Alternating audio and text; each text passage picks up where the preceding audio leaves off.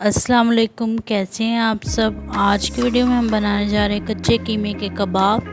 یہ بہت مزے کے بنیں گے، بہت اچھے بنیں گے، آپ نے ضرور ٹرائی کرنا ہے۔ اس کے لیے ہمیں چاہیے جی 1 پیکٹ بنے ہوئے چنے چاہیے ہمیں،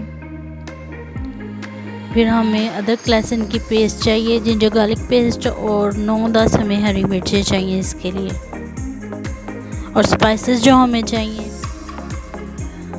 وائٹ پیپر چاہیے ہمیں، نمک چاہیے، دڑا مرچ چاہیے، سرخ مرچ چاہیے، گرم مسالہ، زیرہ، اور ہمیں کٹا ہوا دھنیا چاہیے، اور ہلدی چاہیے ہمیں چاہیے 2 لیمن کا جوس، اور 1 کٹوری آئل چاہیے، اور یہ میڈیم سائز کی 1 پیاز چاہیے ہمیں، قیمہ چاہیے ہمیں پسا ہوا، آپ گھر میں بھی پیس سکتے ہیں اور بازار سے بھی پسوا سکتے ہیں۔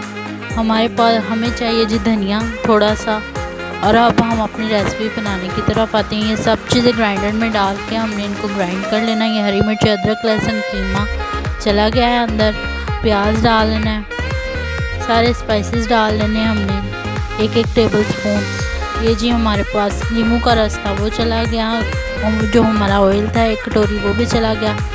بیسن جو ہمارا ہے، چنے بنے ہوئے ان کو ہم نے بیسن بنا لیا پیس کے، وہ ڈال دیا، ان کو اچھی طرح سے ہم نے بلینڈ کر لینا ہے۔ قیمہ پس چکا ہوا ہے، تقریباً 2 گھنٹے کے لیے اپنے فریج میں رکھ دینا ہے ان کو، اور پھر بعد میں ان کو فرائی کرنا ہے۔ جیسی مرضی آپ ان کو شیپ دے لیں، گول دے لیں یا لمبی دے لیں، وہ آپ کی مرضی ہے۔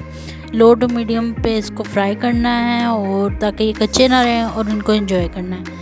بہت اچھے بنیں گے، بہت مزیدار بنیں گے، خود کھائیں، مہمانوں کو کھلائیں، بچوں کو کھلائیں۔